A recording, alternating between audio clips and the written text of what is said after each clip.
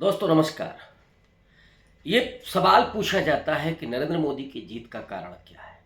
लगातार 2 लोकसभा चुनाव में बड़ी सफलताएं उन्होंने कैसे अर्जित की हैं। क्या ये केवल हिंदुत्व का कमाल है या केवल गोदी मीडिया के जरिए वो पूरा नैरेटिव सेट किया जा रहा है या कुछ और है। और अगर या कुछ और ये नहीं होता तो नरेंद्र मोदी को इतनी बड़ी सफलता नहीं मिल पाती। वो अमेरिका की पूरी पीआर टीम जिस तरह से उनकी ब्रांडिंग के लिए काम कर रही थी वो भी सामने दिख रही थी, लेकिन जो चीज नहीं दिख रही थी वो था एक एक सीट का आकलन, सर्वे, वहां का गणित। और हर राज्य का अपना चुनावी गणित होता है, सोशल इंजीनियरिंग। इस पर बड़ा गहराई से नरेंद्र मोदी ने काम किया था, अमित शाह ने काम किया था। आरएसएस जमीन पर जो काम करता है उसका जो फीडबैक मिलता है उसके जरिए वहां पर पूरी पेशबंदी की जाती थी। लेकिन इस बार राहुल गांधी और इंडिया अलायंस की पूरी टीम ने सेंध लगा दी है। नरेंद्र मोदी को इस बात का इल्म भी है और इसीलिए पूरे बीजेपी खेमे में अगर घबराहट दिखाई पड़ रही है और तकरार दिखाई पड़ रही है तो उसका यही कारण है कि आंकड़े अब कुछ और कह रहे हैं।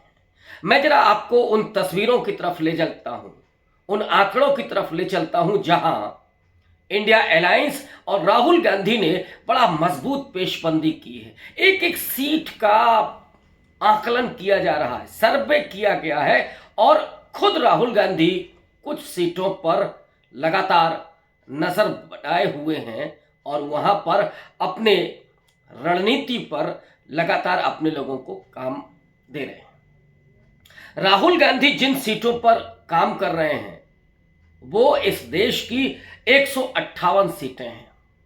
वो 158 सीटें हैं जिन पर सीधे बीजेपी के साथ मुकाबला है कांग्रेस पार्टी का। वहां कोई तीसरा ताकत नहीं है। इसमें मध्य प्रदेश, छत्तीसगढ़, राजस्थान, गुजरात, हरियाणा, उत्तराखंड, हिमाचल प्रदेश, असम, गोवा, दमनदीप, अंडमान निकोबार, अरुणाचल प्रदेश, ये 12-13 राज्य हैं जिनकी कुल मिलाकर के 158 सीटें होती हैं। और 2019 के लोकसभा चुनाव में आश्चर्यजनक रूप से इन 158 सीटों में से 149 सीटों पर बीजेपी ने जीत हासिल की थी। यही वो असली आंकड़ा है जहां पर भारतीय जनता पार्टी की जीत निहित है और यहीं पर चोट करने जा रहे हैं राहुल गांधी। इन सीटों में से माइनस आप गुजरात को कर दीजिए, क्योंकि गुजरात को वो जानते हैं कि नरेंद्र मोदी को वहां पर जीतना लगभग नामुमकिन है। वो गुजराती प्राइड, वो इमोशनल अत्याचार और जिस तरह से वहां कारपोरेट के जरिए पूरे गुजरात को हाईजैक किया गया है उसे राहुल गांधी ने समझ लिया है और इसीलिए वहां वो अपनी ताकत नहीं झोंकना चाहते। बाकी जो राज्य हैं वहां पर वो निगाहें लगाए हैं। अभी जो 5 राज्यों के विधानसभा चुनाव हैं उसमें से 3 ये राज्य हैं और इसीलिए राहुल गांधी हो, प्रियंका गांधी हो या कांग्रेस पार्टी के स्थानीय छत्रप हो, वो लगातार वहां पर जो करारी चोट कर रहे हैं, एक नैरेटिव खड़ा कर रहे हैं। राहुल गांधी ने जाति जनगणना के जरिए जो बहुजन की राजनीति खड़ी की है और वो बहुजन की राजनीति जिसे कभी कांशीराम ने पूरे उत्तर भारत में उसका एक्सपेरिमेंट करके दिखाया था, वो उनका प्रभाव तो दक्षिण तक चला गया था, लेकिन उनके देहांत की वजह से वो कारवां रुक गया। राहुल गांधी ने कांशीराम की आइडियोलॉजी को, उनके सोशल जो स्ट्रक्चर था पॉलिटिक्स का, उसको समझा, उनके आंदोलन को समझा।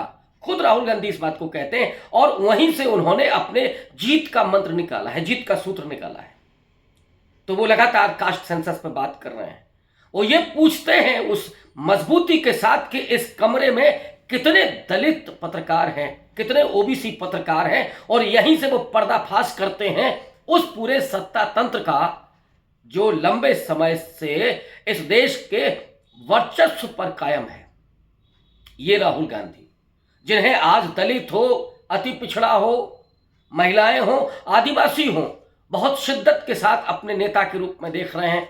यहाँ तक कि बहुत कुलियों को आप देखिए, रामेश्वर जैसे वो सब्जी विक्रेता को देखिए, या हरियाणा से आई हुई उन किसान महिलाओं को देखिए, जिनके लिए राहुल गांधी अब एक व्यक्ति नहीं, अब एक राजनेता नहीं, उनके अपने परिवार के व्यक्ति के रूप में, कहीं कहीं तो वो उन्हें मानते हैं कि देश का असली जो कर्णधार है वो राहुल गांधी हैं और वही इस देश को आगे लेकर के जाएंगे। राहुल गांधी ने ये जो विश्वसनीयता हासिल की है, वो जो हजारों करोड़ रुपए लगा करके नेस्तनाबूद की गई थी राहुल गांधी की छवि, उसको भारत जोड़ो यात्रा के जरिए, जो भारत जोड़ो यात्रा पार्ट 2 है, जिसमें वो कहीं रेल में यात्रा करते हैं, कहीं लोगों के बीच में जा रहे हैं, विश्वकर्मा भाइयों के बीच में जा रहे हैं, फर्नीचर मार्केट में जा रहे हैं, ये जो यात्रा है जो शनह शनह चल रही है, इसके जरिए उन्होंने एक जननायक की छवि बनाई है। और इसी छवि के साथ, उस नैरेटिव के साथ कि न्याय के साथ सामाजिक परिवर्तन, जो पावर स्ट्रक्चर है, उस पावर स्ट्रक्चर को न सिर्फ हाशिए की तरफ ले जाया जाए, बल्कि हाशिए के लोगों में वो पावर को पैदा किया जाए, उनको एहसास दिलाया जाए।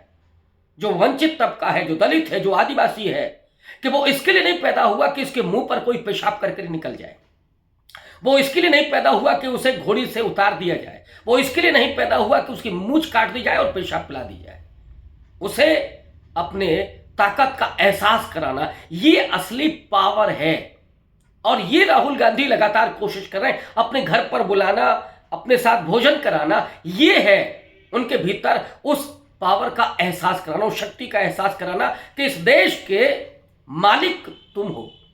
वो किसान, वो दलित, वो आदिवासी, वो वंचित तबका, जो श्रमशील है, जो कारीगर है, जो शिल्पकार है, असली इस देश का मालिक वो है। ये ताकत पैदा करना, ये राहुल गांधी काम कर रहे हैं। और इसको, वो जो ऊपर की पावर है, डेमोक्रेसी की जो पावर है, नेशन की जो पावर है, उस पावर को नीचे ले जाना, डेमोक्रेसी में उनकी भागीदारी, और उन लोगों में ये एहसास कराना, उनके भीतर के उस अधिकार को पैदा करना कि नहीं, ये देश उनका है, वो मालिक वो है, और उन्हें इस पावर में, इस पावर स्ट्रक्चर में उनकी भागीदारी होनी चाहिए, उनके कंसर्न, उनके अधिकार होने चाहिए।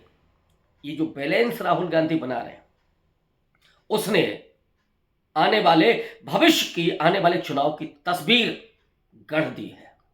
और नरेंद्र मोदी, जिन्होंने इस देश के लोगों के अधिकारों को छलनी किया है, उनकी शक्ति छीन ली है, उन्हें केवल भिखारी बना करके लाइन में खड़ा कर दिया है, कहीं दलितों के मोरल को तोड़ा गया, कहीं आदिवासियों के मुंह पर पेशाब की गई, और अल्पसंख्यकों के साथ जो हो रहा है, वो तो शायद अब ये कहने लगे हैं कि इस देश में हम बेगाने हैं। ये जो एहसास कमतरी है, उसको लगातार आरएसएस के जरिए, बीजेपी के जरिए उन लोगों में पहुंचाई जा रही है। राहुल गांधी उन्हीं जनता को जनार्दन बना रहे हैं, उनके भीतर नायकत्व पैदा कर रहे हैं। ये है असली अंतर नरेंद्र मोदी और राहुल गांधी के बीच।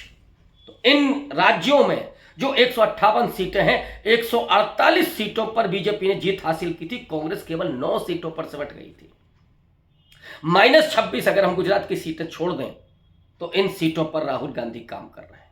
और इधर नीतीश कुमार का अपना एजेंडा, शरद पवार, शिवसेना के उद्धव ठाकरे, वो महाराष्ट्र में कांग्रेस के साथ मिलकर के जो महाविकास अघाड़ी बनी है, वो वहां पर चल रहा है। बंगाल में ममता बनर्जी लेफ्ट फ्रंट और कांग्रेस पार्टी वहां पर आएगी।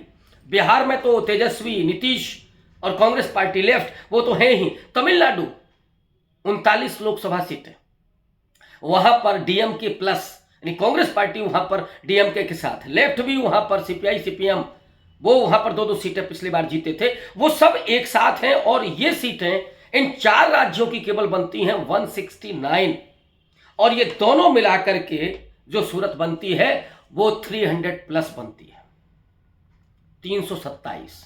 लेकिन 327 में से 26 गुजरात की छोड़ दें, 301, और इसे मैं 300 प्लस कह रहा हूं। अब जरा उनके पिछले इलेक्शन के आप रिजल्ट को देख लें। ये महाराष्ट्र में 48 लोकसभा सीटें हैं, और 48 में से जो बीजेपी यानी एनडीए ने जो सीटें जीती थी वो 41, 23 सीटें बीजेपी के पास थी और 18 शिवसेना के पास। शिवसेना अब इंडिया अलायंस के साथ है। दूसरी तरफ बंगाल 18 सीटें बीजेपी वहां जीती थी। ममता बनर्जी, बीजेपी, कांग्रेस और लेफ्ट, ये चारों अलग अलग चुनाव लड़ रहे थे। और अब जबकि तृणमूल कांग्रेस, कांग्रेस और लेफ्ट, ये तीनों एक साथ होंगे तो क्या 18 सीटें बीजेपी को मिलेंगी? नामुमकिन। तमिलनाडु, जहां पर 39 सीटें हैं और 39 सीटों में से डीएमके प्लस 31 सीटें जीती थी। 23 डीएमके और 8 सीटों पर कांग्रेस को जीत मिली थी। 2 सीटें सीपीआई को, 2 सीपीएम को। अब ये एक साथ होंगे और एक साथ होंगे तो बीजेपी का खाता पिछली बार भी नहीं खुला था, इस बार क्या खुलेगा? 2014 में भले ही उनको एक सीट मिली थी, लेकिन तमिलनाडु तो क्या, दक्षिण के कपाट बंद हो चुके हैं बीजेपी के लिए। ये नरेंद्र मोदी, जिन्होंने कर्नाटक में येदियुरप्पा, लिंगायत के सबसे बड़े नेता, उनको अपमानित किया, उनकी लीडरशिप को चैलेंज किया और वहां पर अपने मोहरे, अपने प्यादे खड़े किए, बीएल संतोष जैसे। इन प्यादों को जनता ने नहीं पसंद किया, खारिज कर दिया और वहां कांग्रेस पार्टी पूर्ण बहुमत के साथ सरकार में आती है। तेलंगाना, जहां पर बीआरएस के सामने बीजेपी दूसरे नंबर की पार्टी थी, लेकिन राहुल गांधी ने जो मेहनत वहां पर की है, भारत जोड़ो यात्रा का जो असर है, वहां से बीजेपी के पांव उखड़ चुके हैं, कुछ नहीं बचा है उसके पास। आंध्र प्रदेश में भी नहीं, और केरल में तो इतने पढ़े लिखे लोग हैं कि वहां पे तो ये गाय गोबर चलता नहीं है। लोगों को भारतीय जनता पार्टी और आरएसएस से, वो जानते हैं कि ये क्या करने, ये आग लगाने वाले लोग हैं, देश को विभाजित करने वाले लोग हैं, तो इनको तो वहां पसंद किया ही नहीं जाता है। ये केवल गाय गोबर पट्टी में चलते हैं, उत्तर भारत में चलते हैं। और वहां पर भी जब वो एंटी यादव खेल करते हैं, एंटी जाटव खेल करते हैं, फिर वो पिछड़ा और अति पिछड़ा में विभाजन पैदा करते हैं, तो ये जो पॉलिटिक्स है, मनुवादी जो पॉलिटिक्स है, उसमें विभाजन, ये अंग्रेजों के बड़े नजदीकी रहे, अंग्रेजों से बहुत कुछ सीखा है। हालांकि ये तो पहले से चले आ रहे थे, लेकिन अंग्रेजों से और ज्यादा सीखा इन्होंने विभाजन को। और जो नफरत है सारी, अभी जो इजराइल में हो रहा है, आप देखिए, हिटलर को मानने वाले लोग, मीन काम्फ को पढ़ने वाले लोग, वो आजकल इजराइल का समर्थन कर रहे हैं। माने जिन यहूदियों को मार करके भगाया था हिटलर ने, उनका समर्थन कर रहे हैं और अपना फोटो लगाए होते हैं हिटलर की। खैर, वो बड़ा हास्यास्पद है। लेकिन ये जो सीटें हैं, जो 169 सीटें इन 4 राज्यों की, और बाकी जो सीटें हैं 158, जहां पर राहुल गांधी पेशबंदी कर रहे हैं, ये कुल मिलाकर के 300 प्लस सीटें होती हैं। और इन सीटों पर इंडिया अलायंस बहुत मजबूती के साथ चुनाव लड़ने जा रहा है और यहीं से पांव उखड़ने वाले हैं नरेंद्र मोदी के, भारतीय जनता पार्टी के। इसीलिए वो तिलमिलाए हुए हैं और मोहन भागवत आकर के फिर से सनातन पर बात करते हैं कि सनातन तो पूरे दुनिया को चला रहा है, उसको हिट करने वाला, उसको काउंटर करने वाला कहां बचेगा। चाह रहे हैं कि किसी तरीके से सनातन की चर्चा हो, लेकिन ये जो सोशल जस्टिस का इशू है, ये जो बहुजन की पॉलिटिक्स है, उसने वो बिसात बिछा दी है कि जिस पर प्यादा ही नहीं, वजीर ही नहीं, ये जो बादशाह है वो भी धराशायी होने जा रहा है। शुक्रिया।